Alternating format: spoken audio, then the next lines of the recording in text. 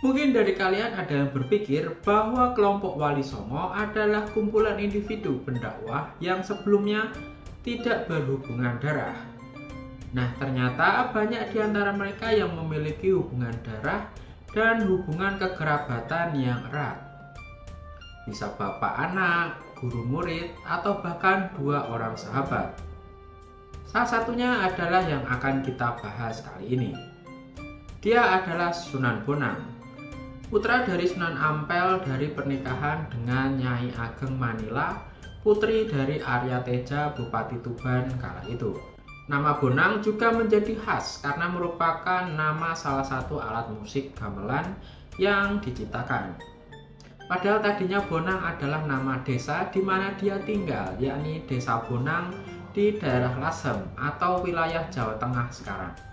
Masa dakwahnya juga tidak berjalan mulus, terutama saat ingin mengislamkan penduduk Daha dan Kediri yang masih terpengaruh ajaran lama dari peradaban Majapahit. Oh ya, dan menurut beberapa sumber, Sunan Bonang tidak memiliki istri bahkan anak. Lantas sejarah apa lagi yang dialami oleh Sunan Bonang? Bersama aku Ganesandra, kita akan bahas di segmen Telusur Jejak Para Wali, hanya di Kitab Kala. Subscribe dulu.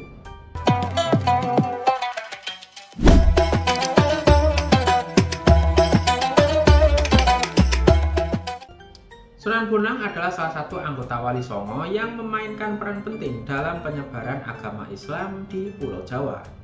Ia dikenal sebagai seorang ulama, seniman, dan pemimpin spiritual yang menggunakan pendekatan unik dalam dakwahnya, termasuk melalui seni gamelan dan tembang-tembang Jawa. Peran dan pengaruh begitu besar sehingga banyak ajarannya masih bertahan hingga kini dalam kebudayaan Jawa Islam. Sunan Bonang memiliki nama asli Raden Maulana Makhdum Ibrahim. Ia adalah putra dari Sunan Ampel, seorang pendakwah yang mendirikan pesantren Ampel Denta yang nantinya juga menjadi tempat Sunan Bonang mempelajari Islam. Sebagai anak dari seorang ulama besar, Sunan Bonang sudah mendapatkan pendidikan agama sejak kecil. Ia lahir pada sekitar abad ke-15. Menurut Srike dalam tulisan Headbook Van Bonang yang ditulis pada 1916, disebutkan Sunan Bonang diperkirakan lahir pada tahun 1465 Masehi dan tidak bisa lebih awal dari tahun itu. Sunan Bonang adalah anak keempat dari Sunan Ampel.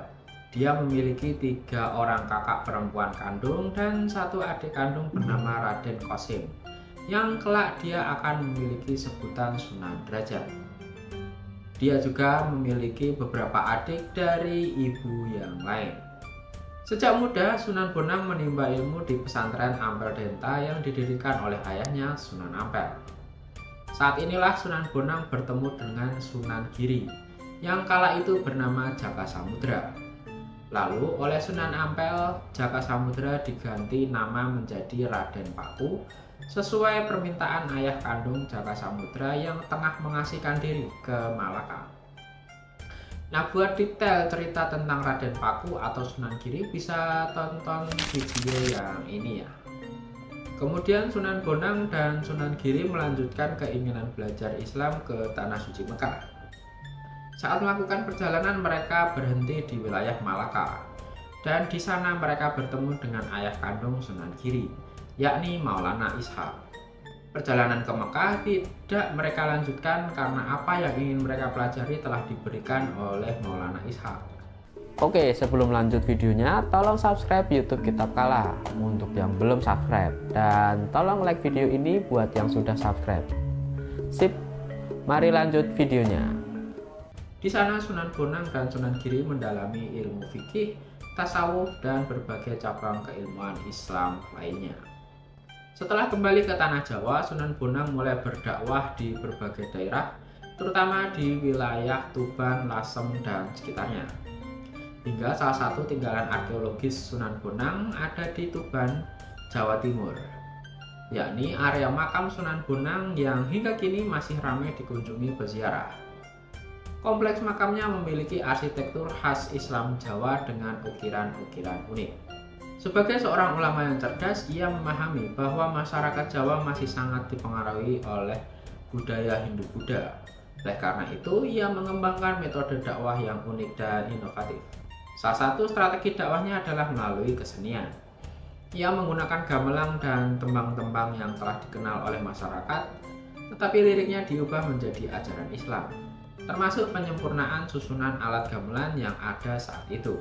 Pengembangan wayang juga dilakukan oleh Sunan Bonang. Dia menambahkan wayang dengan bentuk hewan seperti gajah, harimau, banteng, dan hewan-hewan lainnya. Sunan Bonang juga membangun pesantren di wilayah pesisir utara Jawa yang kemudian menjadi pusat pembelajaran Islam. Banyak santri yang dididiknya kelak menjadi ulama besar dan menyebarkan Islam ke berbagai daerah. Bukan tanpa halangan, misi penyebaran agama Islamnya di Jawa. Salah satunya sudah aku sebutkan adalah bagaimana penolakan keras terjadi di wilayah Daha dan Kediri. Kala itu masyarakat dan rajanya masih menganut ajaran Tantrayana. Level penolakannya pun sampai pada tindakan anarkis dan tidak bisa dihindari pula, sampai ke pengurusan pada fasilitas milik bersama. Banyak elit dan masyarakat masih kuat memegang kepercayaan Hindu-Buddha sehingga menolak agama Islam. Beberapa tokoh agama lama berusaha mempertahankan pengaruh mereka dengan menolak dakwah Islam. Kesulitan dalam akulturasi budaya, menyesuaikan ajaran Islam dengan budaya lokal tanpa menghilangkan nilai-nilai aslinya merupakan tantangan besar bagi Sunan Bonang. Sunan Bonang harus menemukan cara agar Islam bisa diterima tanpa menimbulkan perpecahan sosial. Akhirnya tindakan agresif terhadap masyarakat Daha dan Kediri dikurangi oleh Sunan Bonang.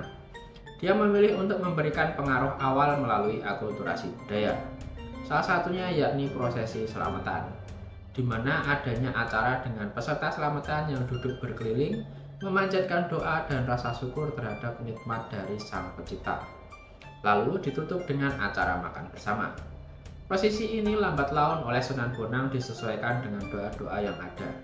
Tadinya menggunakan doa-doa dalam Tantrayana, lalu menjadi doa-doa syukur dalam Islam. Setelah selesai dan masa akhir hidupnya, Sunan Bonang diminta saudaranya untuk merawat makam sesepuh di keluarganya yang ada di Lasem. Karena itulah, di akhir hayatnya Sunan Bonang sempat tinggal lama di Lasem, lalu dilanjut di Tuban, Jawa Timur.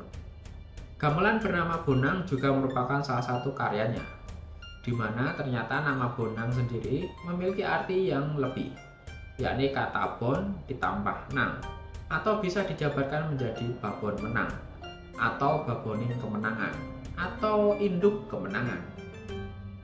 Sebuah penamaan yang menggambarkan visi semangat dalam menyebarkan agama Islam dengan cara apapun, termasuk dengan gamelan dan tembang.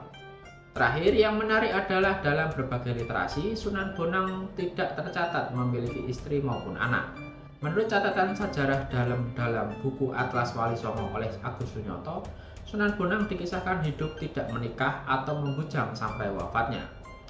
Penjelasan ini sama dengan tulisan berjudul Carita Lasem yang menggambarkan Sunan Bonang sejak lahir di Lasem sampai tinggal di Tuban tidak memiliki seorang istri.